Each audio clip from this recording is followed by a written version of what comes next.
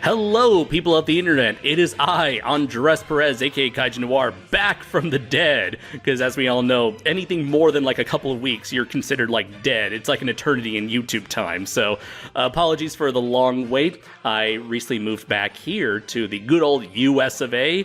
And for my very first video back home in the States, I'm bringing you episode 45 of the Shuwatch podcast, here with a good old friend that you have seen dozens of times on the channel at this point. You know him, you love him, it's the one and only Matthew Dennion. Oh, thank you, Andres.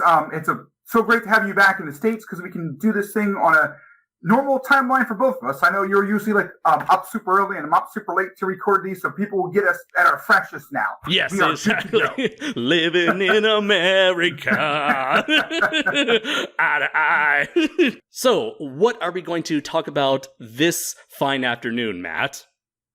This fine afternoon, we are going to talk about something that you and I have wanted to do for a long time. And I think a lot of fans have been requesting for a while too, you know, based on comments I've seen in past sections and replies we get on Facebook. So we finally have out our first collaborative novel. Now we've done a few like comics together and short stories, but this is our first full-length canon novel that we are putting out together through Severed Press. It is called Atomic Rex, Ballad of Bravura. It'll be the fifth in the Atomic Rex series, the fifth book. And this will carry over a character that you introduced in your anthology, correct? That is very true, yeah. So back in 2020, I wrote a novel-length anthology book called Primal Warrior Draco Azul, Full Metal Chronicles. Pretty much you were there from the beginning, just sort of like showing me the ropes when it came to prose writing. Which itself was a very fascinating journey to delve into, which I hope we can in this podcast. And it was at that point that I had this idea in my head to create a second character, a new IP, if you will, you know, for the potential future, that being Bravura. So it's another giant robot story / idea that I had, and pretty much how with Draco Azul was sort of my take on the super robot genre. For those who don't know, super robots are pretty much like very super heroic, very like over the top, very fantastical in nature, doesn't abide by the laws of any sort of real world physics of any kind. So, you know, you'll have like Power Rangers or Voltron, Mazinger Z, Shogun Warriors, all that good stuff. And so I wanted to tackle the real robot genre. The real robot genre pretty much was sort of like introduced via the original 1979 Gundam series, where robots are not so much like super heroic figures, but rather they are weapons of war, tools of destruction. Usually these sorts of mecha anime are used for stories involving like war or like space operas, something like heavy with real world themes, and the robots themselves do abide by real world physics. You know, they run on limited fuel, limited resources, constantly need repairing. The robots themselves are not these like, you know, pretty much like what super robots are to Superman, real robots are to Batman, if that makes any sense, for those who are not in the know when it comes to the giant robot mecha genre. So I want to tackle that world of giant robot storytelling, and that's how I ended up with making Bravura. And with Bravura, I started out writing this short story because, again, still learning the ins and outs when it comes to prose writing. And I guess for those who don't know, prose is pretty much the, I guess you can say the technical term when it comes to the style of writing involved in short stories, novelettes, novellas, epics, all that good stuff. Yes, that's correct. So it's not a visual medium, so it's not like a comic book or something along those lines. Nor is it poetic, like a poem. I mean, you wouldn't really do a narrative story that way too much anyway. But in this case, yes, prose writing would be what you're referring to. Yeah, that's very much so. And so I decided, you know, to add in as a bonus at the end of this anthology to write a short story, sort of like a backdoor pilot, if you will, that I titled Bravura, the Wandering Soldier, pretty much a day in the life of this lone soldier from an apocalyptic war who's wandering the deserts, who only goes by the title of the Hunter because he hunts down various nasty mutations that are roaming the wasteland, and eventually stumbles across other relics of the war or other last bastions of civilization. That's where they feature people that are surviving in various states of comfort or despair, most of the time despair. So it was really cool just being able to dip my toes in that sort of style of storytelling. And so when you approached me with the possibility of doing a crossover for the 5th installment of the Atomic Rex series, I remember your first idea was Draco Azul versus Atomic Rex. But I thought that perhaps Bravura would be a more natural fit for Atomic Rex, because, I will make no qualms about this. I definitely took a lot of inspiration from you, not only as a writer, but also in terms of like the world of Atomic Rex. I love the idea of just having a big, a world where, and like a very very nasty, violent world full of despair, full of violence, and just like lots of mutant creatures all around. I thought it was like a really cool playground to concept, a nice little playground for endless possibilities for storytelling. And so I did take actually inspiration from the Atomic Rex series in order to create the world of Bravura.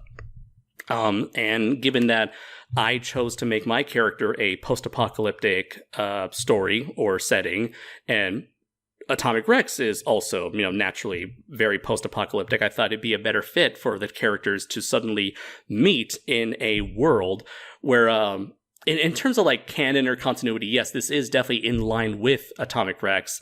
And I would say this is definitely sort of like a very loose connection to what I will eventually do with the Bravura series going forward, where it's like these characters will interact in this story, and then going forward, the story will definitely leave an impact on these two characters. But in a way, it's sort of like what I want to do with, say, the Batman versus Ninja Turtles movie, where the characters, despite coming from two completely different worlds, it's depicted in the way it's depicted in the movie. It's that they just happen to naturally exist in the same world. And then, once their adventure is over, then they go back to their separate ways. Right. And you laid it out perfectly. You definitely totally sold me on using Bravura in this crossover. It definitely made more sense, and Draco Azul would have it fit much better. Like you said, you've written it that way in the first place. It also gave us an opportunity to go back and look at some of the events in Atomic Rex that kind of happened before even the first novel. Right. And then to see how those events are still connected to what occurs today. And it was definitely the right call on your part. I think both of our fan groups will be very pleased with this final product. Oh, for sure. Yeah. And I guess that was the thing I also wanted to do. So it's like, I know it's very popular for certain crossovers to have just characters jumping through dimensions and then just happening to stumble into the world of the other character. And that's what you initially proposed for a potential Draco Azul Atomic Rex crossover. But I thought that, this was already done in the previous Atomic Rex crossovers with both Chimera and Gural. So I thought, rather than just doing that again for the third time in a row, I thought, wouldn't it be cool to just sort of pretend that our characters were always in the same universe, and then using that as an opportunity for some lore building to further expand the world of Atomic Rex in a way that complements both your characters and my own. Yes. So, like, for this story, we do open up, just to give, slight minor spoilers for what the story's about. The prologue chapter pretty much, delves into the origins of the Hunter and just how he came to be the sort of, isolated, wandering soldier that he is at the beginning of the story. And at the same time, we're also using this as a way to expand the world of Atomic Rex as well, sort of like filling in the gaps that they've always been there since the first novel. You mentioned the how the world fell to ruin, how civilization fell, and so I thought because of how I would say, I guess, vague that you wrote it, or just very like open-ended, you could say, that I thought that was like a cool place for expansion. To that I'm sure fans who have been reading this series of yours since the beginning would be interested to learn some details, some sort of like the behind the scenes dealings that not even Chris Myers knew about back in the day. And so that was pretty much like my approach when I was pitching the story to you. And then from there on out, you and I just started like shooting ideas back and forth. And before you know it, we pretty much had like a solid outline for the series before we ended up going into the actual writing process. So because I'm the one that's been talking all this time, just curious, what is there anything that you wanted to share in terms of like the initial planning process with this crossover of ours? No, I think you hit most of the key points. I really liked what you suggested about showing things that haven't been seen before and fans have been asking about. Mm-hmm. So, for instance, we did add on. I had a little bit more in the Girl book. I kind of showed what was happening in Japan as far as the kaiju go. So in this one, fans who've been asking, we get a peek into Africa and what's been occurring there. Yeah. And you had the fantastic idea of connecting Bravura's backstory with the program that would lead to the creation of Steel Samurai. So we don't want to spoil it for our fans, but I think that was a really cool idea that you had there to help connect those things. So that was fantastic. Oh, for sure, yeah. I tried to incorporate a lot of like what I love about the real world genre, the real robot genre, especially when it comes to the Gundam franchise. Pretty much like after Godzilla, Gundam is like my all-time favorite thing ever. After the big green atomic lizard, and so I did take a lot of cues. In a way, like pretty much how you pay homage to Godzilla through Atomic Rex, I'm pretty much paying homage to Godzilla to Gundam through Bravura. And in fact, when I was at at both Heroes Con and G-Fest this year, I did so, of course, with your permission, sold prints of the artwork that Alan O.W. Barnes illustrated, which is, I'm sure audiences can see on the screen. Yes. I sold prints of that, and it turned out to be the most popular print I sold at both conventions, especially in G-Fest's case. And so whenever I would pitch our upcoming novel to this to passerbys, to attendees, I would always say it's pretty much Godzilla versus Gundam in a post-apocalyptic setting, and everyone was just like instantly sold. It's like, I got to read this book right now. And like even with Bravura itself, how I would go about pitching it, I would pretty much say it's Mad Max meets Gundam. Just imagine, Mel Gibson just roaming across the desert wasteland, not in a sick car, but in a giant, beat up, dilapidated robot. So again, people really love that. And I'm really glad to hear that, because I have worked really hard on Draco Azul, but I didn't want Draco Azul just to be the only thing that I wanted to work on, the only thing that I'm known for. That's why I really respect, the hell out of you, Matt, for not just doing Atomic Rex, or not just doing Atomic Rex and Chimera. You've made like a series of various different worlds and character filled with wonderful characters and iconic beasts, in all cool in their own respective in their own rights. Oh, thank you. Yeah, I do think that's one of the joys of being a writer, is to be able to expand out into different stories and different types of characters. Like you said, I've got multiple different storylines going across multiple different publishers.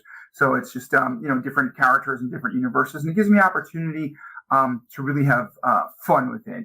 And like as you had mentioned, I do like at this point taking Atomic Rex and using it to help, work with friends and explore ways that we can work together on different projects, help bring light to, projects that maybe my fans haven't been aware of, and vice versa. Hopefully, by working with other people, their fans will become aware of Atomic Rex, which they might not have known before as well. But in this case, you and I have been friends for about 6 years now, and I want to say since 2015. So I want to say 7 years. 7 years, yeah, maybe, because we met at G-Fest 2015. And G-Fest this year just passed. So from 2015 to 2022, I'd say 7 years, which is, we talked about this before. It's really crazy to think that we've been close friends for this long, and yet technically we've only met in person just the one time in 2015. Yes. Although that'll change soon. We'll give a little bit of a teaser for our fans towards the end, right? Yes. Towards the end, we'll let people know another big collaboration between us. Yes. But in this case, I've wanted to do a full novel with you for a long time. And there's a couple reasons for that. Aside from the fact that we're friends, I think that you're very good at being a true friend and pushing me to do better in areas where I can do better. And I hope I come across the same way to you. So I thought that if we were to do this together, we would truly get the best out of each other in this book. And I do think we did, because we did a lot of back and forth about hey, I think we need to go back and build this part up, or maybe you can describe this a little bit differently type of thing.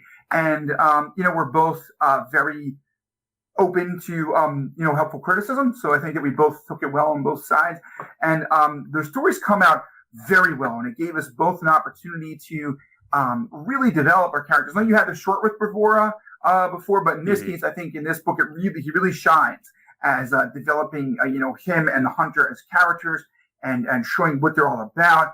And this really gave me an opportunity to explore a little bit of Chris Myers' backstory.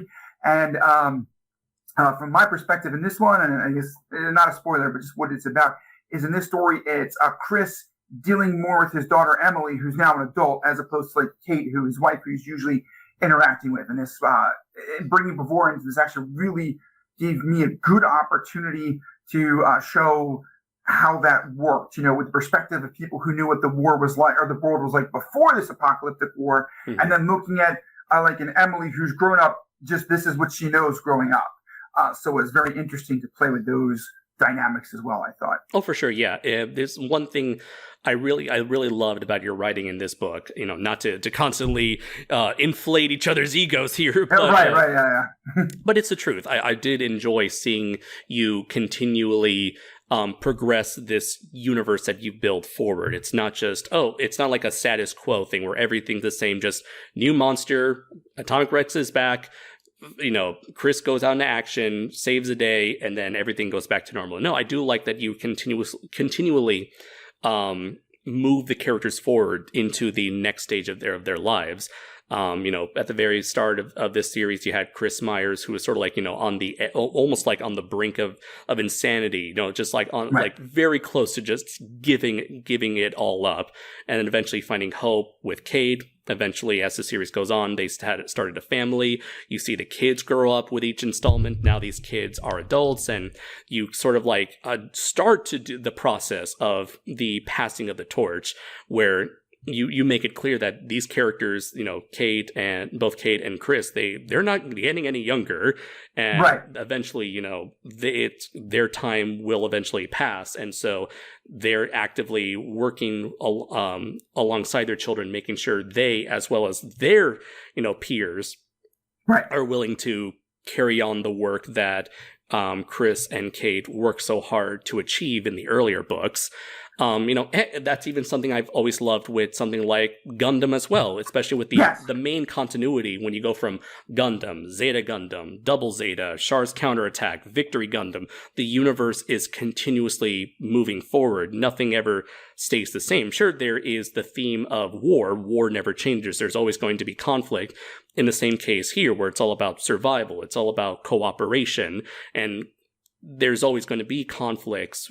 There's always going to be obstacles that get in the way of that progress. And so these characters constantly have to carry on the fight in order to make sure humanity can cooperate in order to survive, in order to carry on civilization right from, the brink of its destruction all the way back.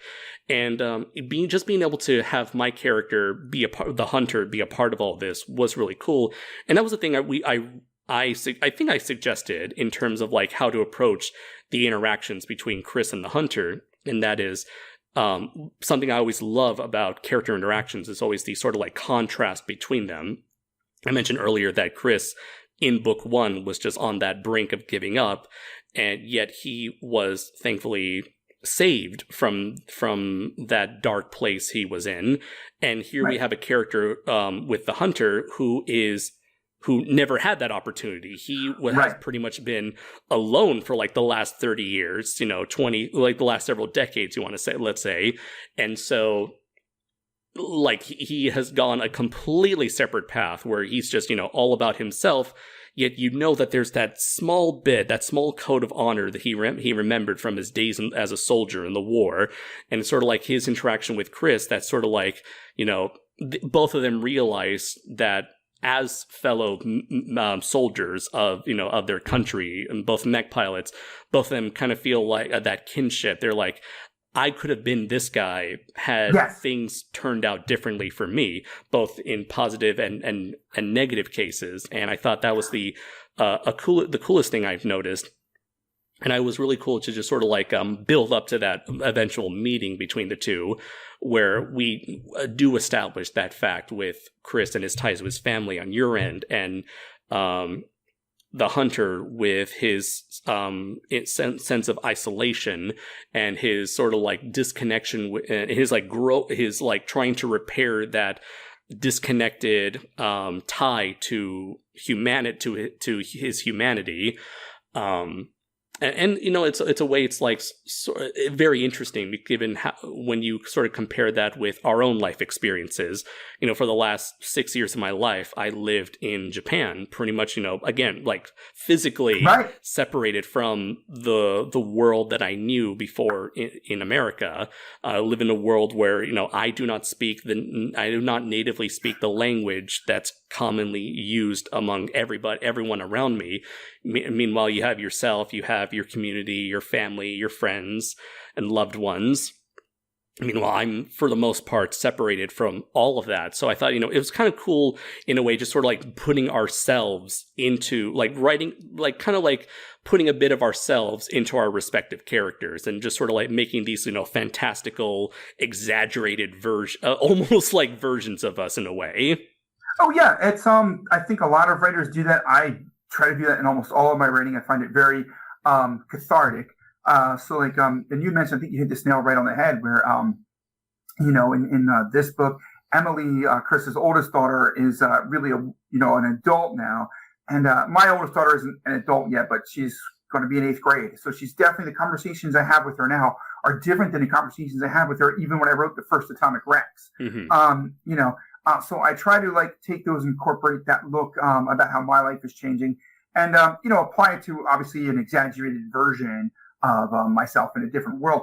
But I do think that that's fun. I think we could bring a lot to it. Like you said, you've been a stranger in a strange land for the past couple of years. So I think you really captured Bravura well there. I also thought it was a great idea that you wanted to set the majority of the Bravura story in Mexico. So it was a place that we haven't seen a whole lot of in Atomic Rex. He does kind of like go through it in other books, but in this case, we got to see what the effects of the war was in Mexico, and how at least one group of people has been coping with that since then.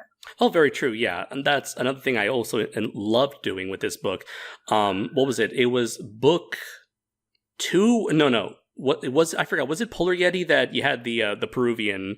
Yes, book 2. Book 2, yeah. You had the Peruvian settlement, and so we did get a glimpse of what the last remnants of civilization was like over in down in South America.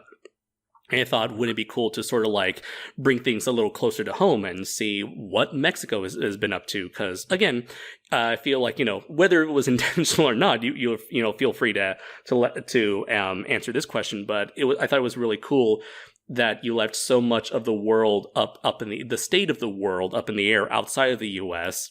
Or you left the state of the world outside the U.S. up in the air, which again leads to potential like storylines if you ever wish to expand on any of those factors. Yes, I did. In the first Atomic Rex, I left it kind of up in the air because my intention was for Atomic Rex to be a one-off, to be a one and done story, which I've said before. Of course, it became so popular that it became obvious that it was going to become a series. So thankfully, I did leave myself a little bit of wiggle room to look at other areas of the planet, and so the fans know, after this book, I guess I can announce now, I'm doing a series of crossovers with other friends of ours that will explore different parts of the planet as well, and a little bit of what is going on with humanity. So in our book, we will begin the introduction of a crossover I'm doing with our good friend William Kearney with his Augustine and Bell from his Crooked Man storyline. So that'll come up next. And then, as you mentioned, our good friend Alan O.W. Barnes, who did the title card for this book, which will also be the cover for the book as well. Yes. Yes, we'll be doing a crossover with him and Big in Japan. And as those go forward, we'll also see what the rest of the world looks like in Atomic Rex. So it's been fantastic in that I've had the opportunity to explore the world of Atomic Rex, but to do so with people who I both enjoy their company and really enjoy their creative endeavors, in the world of kaiju or horror or mechs or sci-fi. To work with the likes of you, Andres, and we did the last two crossovers with Richard Mollenhauer. Gurel was fantastic. The book with Will is actually pretty much done, so that's extremely exciting to do that. And then Alan and I have a lot of fun ideas we're going to cover. And it's just really been a blessing for me and a blast, I have to say. And just so the fans know, I know we've talked a lot about story development and the characters and stuff. Do not worry. The kaiju action you're used to in Atomic Rex, you'll definitely get it in all of these books, especially ours, right, Andres? I mean, we have a ton of battles with Atomic Rex and Steel Samurai and Bravura and a bunch of new things that we're not going to spoil here, but I think that fans will enjoy. Oh, for sure. I was going to be like, for those of you who are going to be like, when are we going to get the robots and the monsters go smashy smashy? It's like, don't worry. There's plenty of smashy smashy going on. Plenty of it. There will not be a lack of action in these books. I think you and I both take the approach that we can tell stories with action or through action, right. That we don't need to have mindless action, nor do we need to have a ton of exposition to drive a story, that we can incorporate them together. And I think we really hit it nail on the head, so to speak, with this story, where you get both. You get a lot of good character growth, you get an engaging story, but you're not going to be wanting for kaiju action at all. Oh, for sure, yeah. And honestly, that was one of the things I've always been sort of not concerned with, but it was always the one thing I really wanted to focus on, aside from just can I make my characters interesting enough for people to care about? The other thing was, can I make action sequences enticing enough to so that it's not just character A punches character B, character B kicks character A. Because I did notice, from my time, once you took me under your wing, as your protege per se, the thing I quickly learned when it came to the world of prose writing is that one of the greatest tools, as well as one of the greatest necessities when it comes to prose writing, is to be as descriptive as possible with your book. You cannot state things matter of fact. You've got to be flavorful with your text. You got to be sort of almost like you're painting a canvas with words, to make it sound cool, look cool, whether it make it sound cool, make it sound beautiful, make it sound horrific, and so to be able to not only just on top of that, you got I was also trying to choreograph the fights in my head as I was writing it. I was like, okay, I'm visualizing it as a movie. Now, how can I translate what I have in my head into it? So it's not only just choreographing the action sequences, but also describing them in a way that it doesn't come off as very dry, like you're reading a plot synopsis off of Wikipedia. I do think when we first met, one of the best compliments you gave me is that, geez, Matt, reading Atomic Rex, I was like, I hadn't thought about how brutal and visceral a kaiju fight would be in terms of the damage they do to each other. Right. And that's something that we try to carry over in all the books, and I think we definitely carried over in this one as well, where we really describe what's occurring to the combatants when they're in the fight. So it's not just it's a punch. It's it's a blow that goes into the ribs and it cracks the other person's ribs and ruptures a spleen type of thing. Yeah. So, and that changes the dynamic of a fight then, right? Like, because you get injured and it changes. It's not just like you take a hit. It's like WWE where you take a hit and it doesn't really matter. It's like it's got to be something that carries over. Right. And then you got to describe like what does it sound like? What does it feel like? What does it look like? All those little things to help you feel the impact of these action sequences.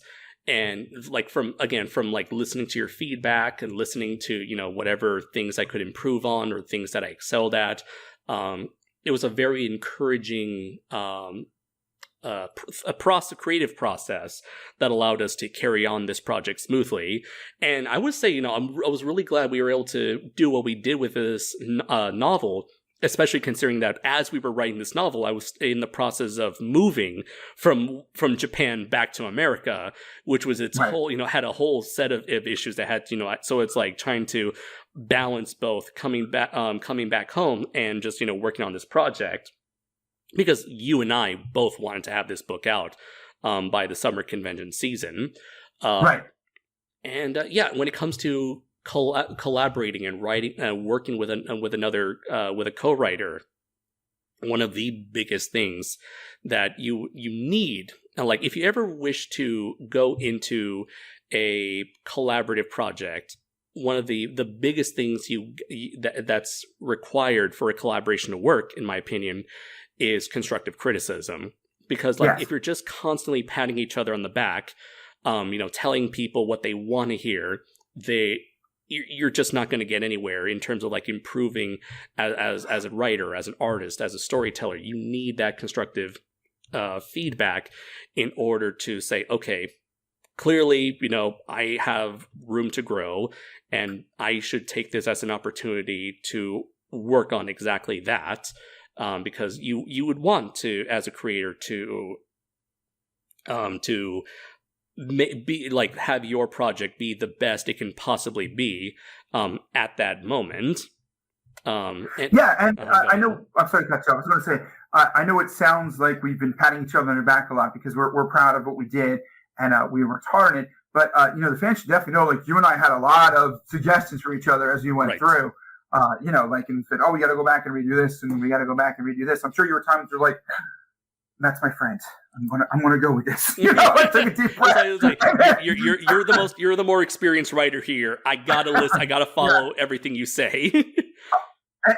But to be fair, to be 100% fair, you were absolutely correct in a lot of spots where you came back to me and said, Matt, I think you've got to go back and do this part differently, or you've got to go back and do this part differently. Right. And like as you just mentioned, like you've got to be able to kind of take that deep breath and say, like, this isn't necessarily what I wanted to hear, but maybe this is what I needed to hear. Go back and make the story better. So I think that's a key point, like you said, in the collaboration. I also think. I'm sorry, I'm sidetracking you. No, I think it's okay. Important to note here, because you and I have both done different collaborations in the past, and sometimes for better or for worse, collaboration can be like where person A says, well, I'll let you do the majority of the work, and I'll just go back and make sure that, the vision is what I see for my characters, which is fine. Like I've done collaborations like that where it works out really well. It doesn't always, as you know, where that's the case. But in this one, it truly was a 50-50 split. Like you said, you and I kind of worked out the details of the outline ahead of time. And then, you and I would go back and fill in the different chapters. I think we did about 50% of the writing each. Oh, yeah. All got done. Pretty much like any time the story focused on your characters, you took over writing duties. And then once we focused on characters that I made, then those are the chapters that I would write. So it's pretty much like, constantly back and forth between the American characters and the characters in America and the characters in Mexico, or I guess we could say, like Team Bravura and Team Steel Samurai. But we're constantly working towards each other, so they're not like two discoherent storylines. For sure, yeah. That was definitely a big deal where it's like we wanted, because, we're constantly like monitoring each other's progress. We want to make sure that there's that level of consistent quality between all the chapters. And thankfully, it didn't result in any sort of situation where it's like someone had to go in and just like redo the entire chapter just because it just felt very, very different from like the rest of the chapters or whatever. And when we got to the point where our characters were interacting with each other, then we started like splitting individual, rather than doing individual chapters, we started sort of like splitting the chapters themselves between here's the portions that you're doing, here's the portions I'm doing, or in some certain cases, you're writing both of our both sets of characters, and I just monitor and see if this is what our characters would sound like, or talk like, or act like, and vice versa. I'm the one in charge of that, and you monitor that as well. And that was another thing. It's like in terms of like focusing on the characters themselves and their dialogue. I wanted, the hunter to be like a very kind of like a man of few words, a guy who's very blunt, very straightforward to the point, and he just sort of like, he gets his point across, doesn't need to go any further than that. I try to go for like sort of like the Clint Eastwood man with no name, stoic type of figure, which I was hoping that to pull off, because it's definitely a different kind of character from someone like Eric Martinez, the protagonist of Draco Azul, where he's someone who's much more mellow, much more I guess a more emotional character, someone who pretty much wears his emotions on his sleeve. Or similar case with Ramona or Ekjua. These are all very expressive characters. Meanwhile, with a character like the Hunter, he pretty much kind of like bottles it up inside, and so a lot of his his characterization comes from his own internal thoughts as well as his external actions. Right. I do think the other thing you did well to help capture that would be the interactions of the people that he comes across really help to show his character and who he is. Mm-hmm. As an example, like I'm a huge Mad Max fan, so I could totally see where you got that from. Where like in most of the movies, Max doesn't say a whole lot. That's true, yeah. Especially in the case of the last one. Right, he doesn't say hardly anything, but it's still a great movie, by the way. Fury Road is one for sure. Love Fury Road, yeah. Great movie.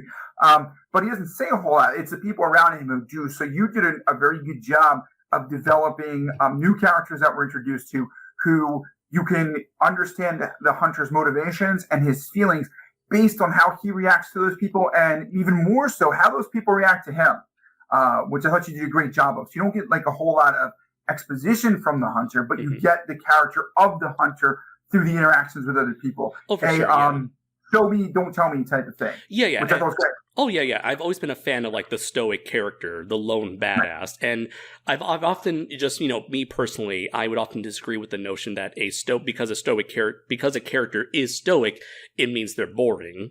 And I couldn't disagree more, because I feel like by being a character that isn't as expressive, that just means that you really need to pay closer attention to their actions. It's their actions that do most of the talking. Speaking of writing dialogue, just writing the villagers of Fortuna, the village of Fortuna, was also a lot of fun. Just being able to write characters of different ages. A lot of that sort of based on my own, Mexican American upbringing, and that sense of community that we have amongst family friends. And so, again, like writing these characters and like having characters, like I was approaching these characters the way I approached Ramona specifically, where it's like some of these characters, they speak English, like good enough English, but they're not like super native speaker level. So that was something like anytime like you were writing these characters, that's something I need to stay on top of, where it's like making sure these characters do not sound like they're speaking American English. By that I mean you're not going to hear a character saying like, "Oh, no big deal," or like just a simple phrase like "no big deal." That's something like someone who is speaking English as a second language would most likely not use, because that would be a phrase that, like, to use a phrase like "no big deal," for instance, that's something that you need to grow up hearing like a million times all around you in order for you to pick that up. Or how about, for an example, I like to say it's like, I'm going to hit the sack. Like, just by saying that alone, you instantly know what I'm talking about. I know what I'm talking about. Most likely everyone in America who listens or speaks native English listening to this knows what hit the sack means. But if you're learning English as a second language, you have no clue what that means. Sack? Right. Like potato sack? Pillow sack? What kind of Santa's sack? Right. Punching bag sack? Is that what you mean by hitting it? These are a lot of phrases that we take for granted as native English speakers, and just thankfully, just not just growing up in a community surrounded by people who speak English as a second language, but also just spending my time as an English educator over in Japan, surrounded by people who wish to learn English as a second language. I've noticed that this is like a huge part of our language that a lot of people who speak it as a second language know nothing about, or virtually nothing about. So that was a thing that I really wanted to focus on, to make sure, yes, these characters can speak English, for the sake of our story, but also have their own voice, and like make sure that distinct voice comes across in each of these characters, compared to American characters like the Hunter and Chris and his family. But and I think, like you said, your background in your job really helped you to think, what's the most functional way that these people are going to communicate? They're not going to use a whole lot of non-literal language, Right. Idioms, expressions. Right. What do you call those? Figure of speeches, those sort of things. Right. But actually, sorry, going back to my other point about collaborating and working with each other, I feel like, having that level of cooperation really is essential. And it's like, I'm sure a lot of people who are listening to this would be like, oh yeah, of course, it's, of course that it's like a no-brainer that that's what's required for a collaboration. But it's like, you never really know the challenges of a collaboration until you actually do it. Right. And you said we had the additional issue of literally being on opposite sides of the planet from each other as you were moving, which didn't make it the easiest thing either. But we still pulled it off. And I think a key, we've had friends read this manuscript before we turned it in, is that if you read through the entire book, I don't think you can tell where it switches from Matt to Andres or Andres to Matt in terms of who is writing it. I know we've looked at other works before where it's clear, like, oh, I can see where so-and-so is writing here, and then it switched to the other person. I think that we maintain a high level throughout this. And to be fair, since we're not just, shouting to an echo chamber, we have had beta readers go through it as well. And that seems to be the way they feel too. Oh, yeah. And I definitely, for this podcast, wanted to bring up our friends, Laura and Nick Fitkin. Huge fans of Big Man Japan, I must say. Just throw that out there. Greatest movie ever. Shout out to you, Laura. Big Man Japan, all the way, baby. Woo! She is the president of the Big Man Japan fan club. Anyone who like to know what we're talking about, do check out their Review Roulette podcast over on YouTube. I'm not sure the website, if it's still up, but it was certainly a great time when, like, the moment you suggested they do an episode on Big Man Japan one of these days, and they did it pretty soon. It's like, they did. Oh boy, it's that moment from Red Letter Media. Is like, oh no. As I said, I do love Nick and Laura. I just got to say, love Nick and Laura though. In all seriousness, yes, they're amazing people.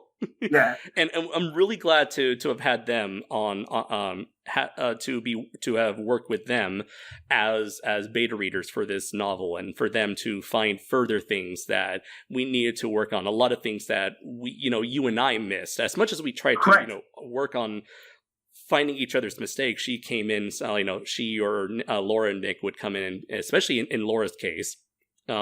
She found plenty of stuff that could use some work, where it's like, okay, this doesn't sound quite as natural. This could sound a little better, or this there's a little mistake here. Maybe there's a continuity mistake that we skipped out, that we must have missed. And that was something that I noticed, like, even as I was writing, not just this novel, but co-writing my own Draco Azul action horror novel. That's still in the works, Draco Azul Soulless Blood, that I co-wrote along with my friend Ace Maroke, where as you're writing a story, sometimes maybe like certain parts change as you go along writing it. And so it's like once you decide to go in a little different direction, you really need to go back and make sure the early stuff is consistent with the newer stuff. And Right. One thing I didn't notice where it's like how much time has how much time has actually passed since this story started, and we're like okay, make sure we go back and make sure Right. of the time, like the passage of time, is consistent between your chapters and mine. So Right. yeah, but again, like it's really good. Definitely, it's great to have people there to help you along as beta readers, to look for things that you may have not seen yourself.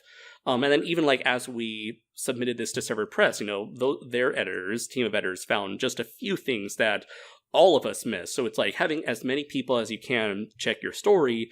I think it's very, very beneficial. Yes, and just real quick, huge credit to Laura and Nick on this one. So thank you guys so much. Big time. We cannot thank you enough. We really, really appreciate it.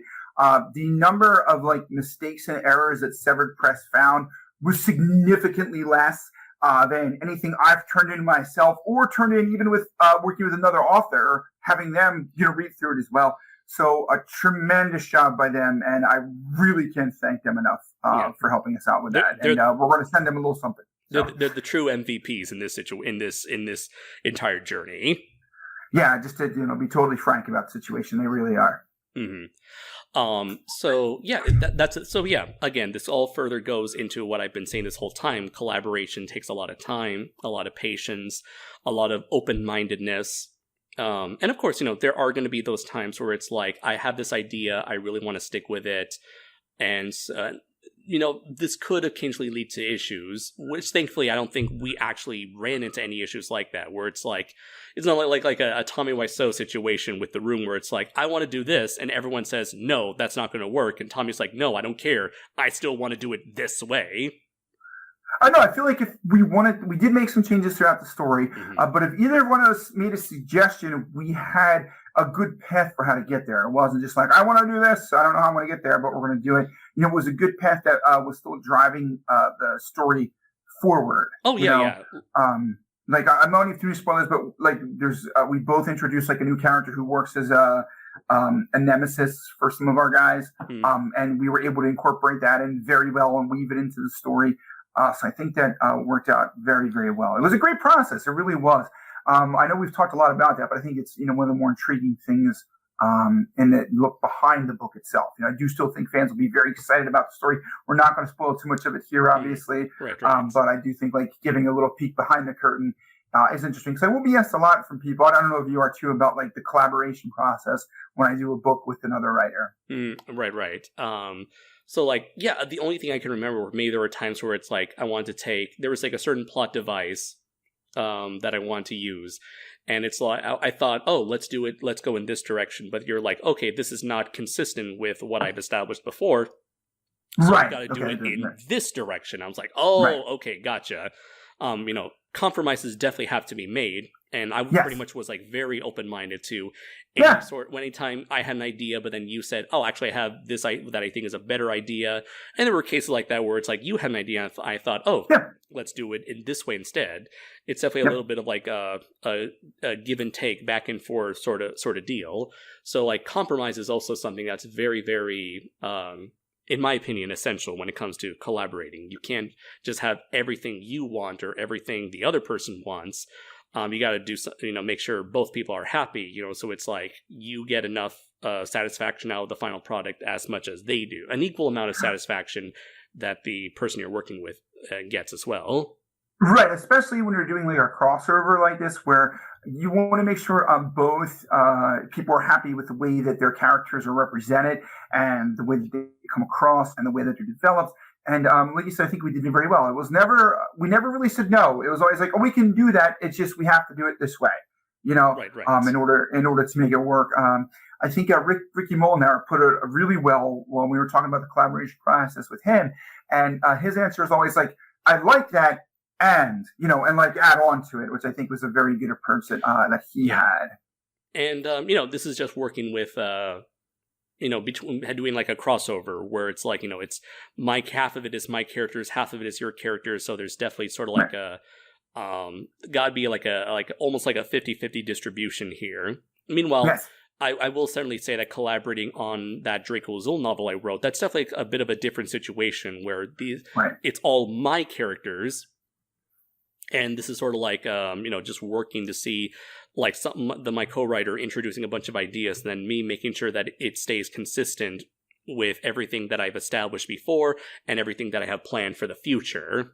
Make sure it all remains consistent. So it's a bit of a different situation there, but at the same time, I definitely wanted my co-writer to be satisfied with the final product, and that his ideas are definitely brought to their utmost potential, brought to their fullest potential, while still, again, remaining consistent with how I sort of this world that I wish to continue forward.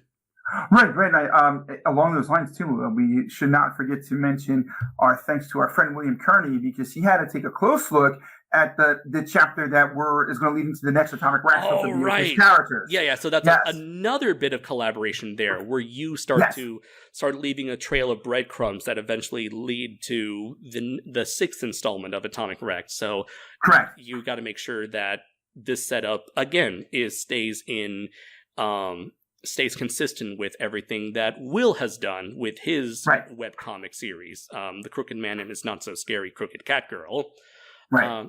So yeah, collaborations, they're a lot of fun, but boy, are they a lot of work. But at the end of the day, I would say that this has definitely been one of, if not the best collaborations I've done up to this point. I'm really, really grateful to have gotten this opportunity to work with you and to create what is essentially sort of like what Bravura is to Atomic Rex 5 is pretty much like what like Black Panther was to Captain America Civil War. And that's even how I pitched it to you. Yeah, I could see. Yeah, that's right. Yes. And that's a very good way to put it.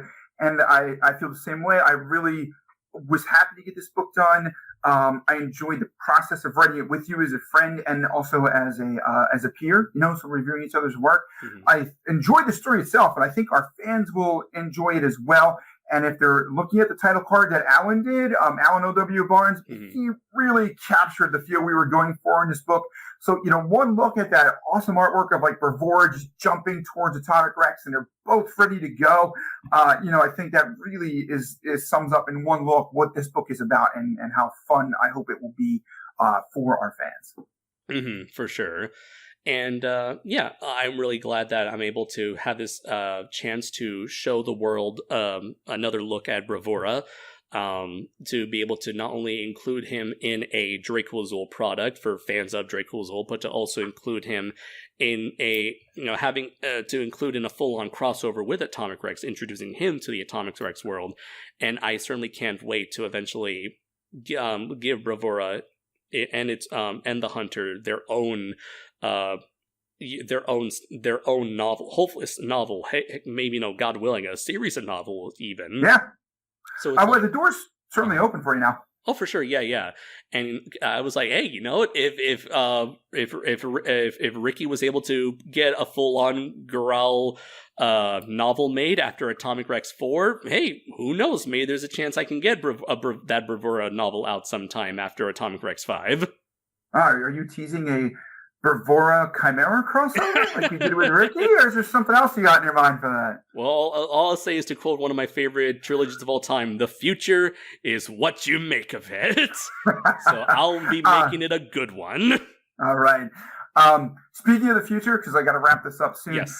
You and I, for the first time in 7 years, will be together in person at an upcoming con. If you would like to give the details. Yes, of course. Sorry. I thought you were going to go do that. But yes, so we will be appearing together. As you said, first time in 7 years. Oh my God, we're back again. We will be joining forces and collaborating at J1Con, which is one of the biggest conventions in New Jersey. I believe in November. Just got to bring it up right this second. Unfortunately, I am not that prepared. So yes, we will be together at J1Con from November 4th to the 6th. in Atlantic City, Yes. over in your neck of the woods in New Jersey. Yep. Pretty much a animation and gaming expo, so it pretty much covers everything under the sun, like any Comic-Con style convention. And so we got ourselves a table there. So if you want to meet us in person together at the same time, Yep. you will definitely get your chance, where I'll be selling a lot of my books, my comics, my merchandise, as well as Matt Dennion will be doing so as well with all of his bodies of work. And you can Right. most certainly bet that we will have plenty of copies of Yes. Atomic Rex Ballad of Bravura at our table at J1Con. Absolutely. So until then, you can also see me, hopefully if everything goes right, you'll be seeing me alongside Raph and Shoma and his buddy Mark at Power Morphicon in August. And then the following month in September, you'll be able to find me at All Monsters Attack. Power Morphicon will be in Pasadena from August 26th to the 28th. And for All Monsters Attack, you'll be able to find us in Indianapolis from September 9th to the 11th. Until J1Con, do you happen to have any other future convention appearances? Not convention appearances, just because as we get into late summer and then the early fall, working as a teacher is not very conducive for me. However, I do have a bunch of projects coming out. So aside from this book, I have the second Metamorphosis Carcharodon book 2 will be out, and it will be leading into the third part of a trilogy, another collaboration, this time with my brother Mark Dennion and his book Whale Shark over at Raventail Publishing, which his book there has become like their Atomic Rex. Whale Shark is like really turning up over there, so it's time to knock him down a peg and bring in my character to whoop his ass a little bit. But no, I'm really looking forward to that. I think that book will be the book that I just finished is very good. Mark is helping to go over that to make sure, like we said, it flows into what he's got planned. And Dan, I really do think Mark is a better writer than me, especially when it comes to the terms of the nuts and bolts of writing. So I'm really interested to see what we can do together, and that should be really fun. Awesome, then. And in terms of any future projects I've got going on, I mentioned before I do have a standalone Draco action horror novel called Primal Warrior Draco Soulless Blood, currently shopping it around for a publisher, so hopefully once we find an opportunity, my co-writer and I find an opportunity, we'll definitely give you more information as that unfolds. And in the meantime, also starting the process of working on a new Draco comic. However, this won't be Draco issue 4, but rather I do plan to do another standalone Draco adventure. This time, sort of being a tribute to the 6 years I've spent in Japan, and so I'm currently working on the storyline and hopefully finding the right kind of artist to do the best kind of this a very sort of like unique story, that's much like the novel, completely standalone, but also a hopefully I plan for it to be a loving tribute to Gifu Prefecture, Gifu City, the place where I've spent the last 6 years of my life with over a little over half a decade there. And so I think that it's going to be something very, very special that I think fans of Japanese mythology and Japanese culture will enjoy, as we have Team Draco taking a trip over there to have a nice little not a clash of cultures, but like a melding of worlds, let's say. And in terms of a release, I do hope to release it as a webcomic, hopefully, potentially taking the same route that our buddy Will did with The Crooked Man Is Not So Scary Crooked Cat Girl, potentially on Webtoons or Tapas or whatever. And who knows, maybe even further down the line, I can make it a convention exclusive physical comic in that case.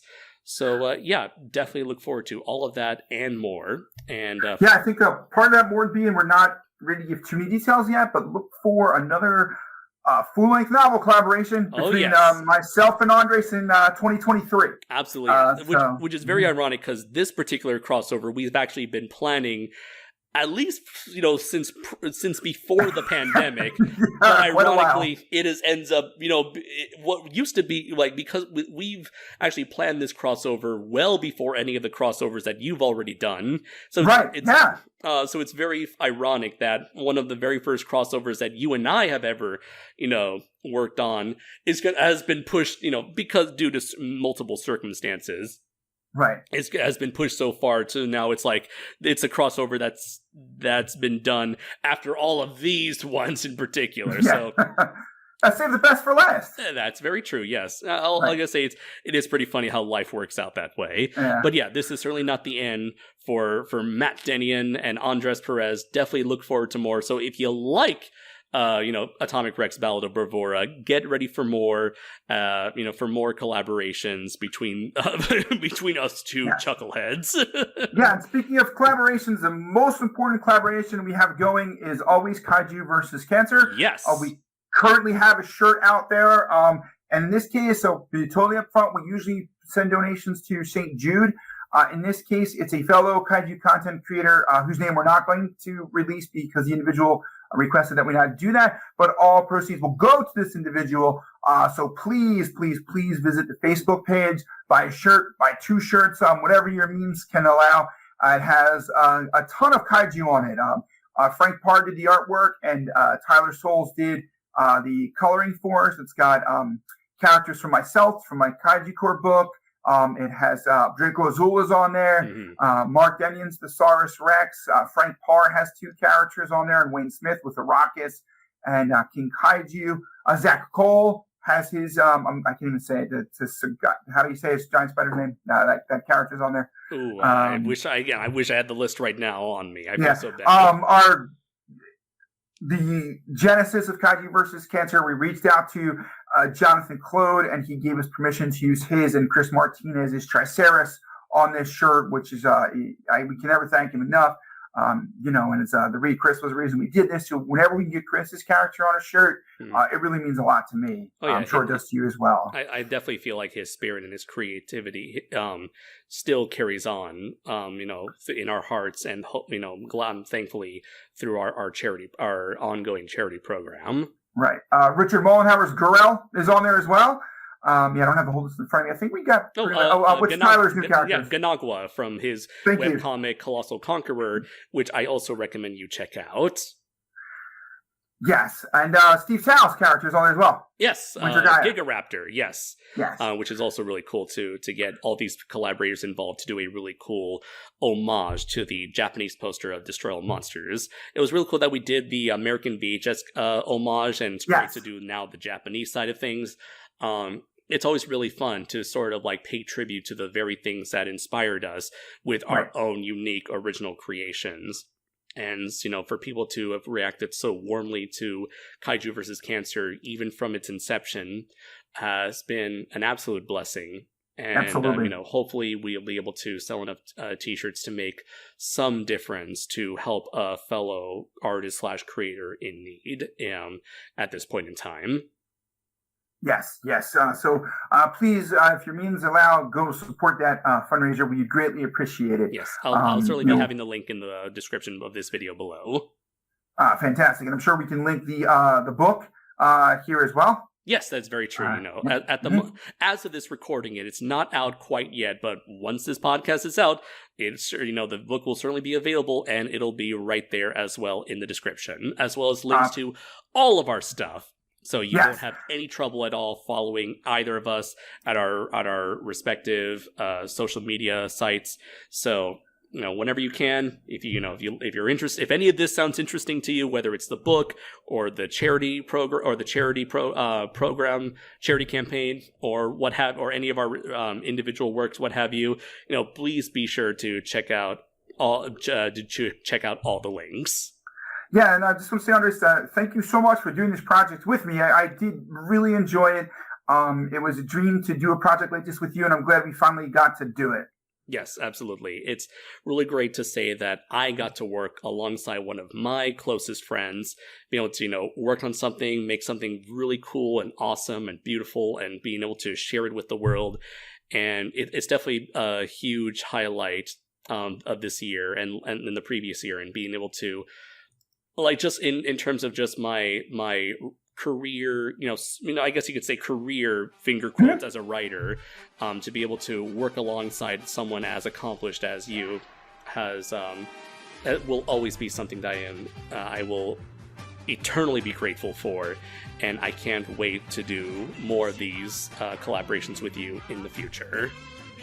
Fantastic. Well, I guess that's it, right? So yes. We sign off now? Absolutely. So, as always, I have been Andres Perez, aka Kaiji Noir. I have been Matt Dennion. And until next time, everybody, take care.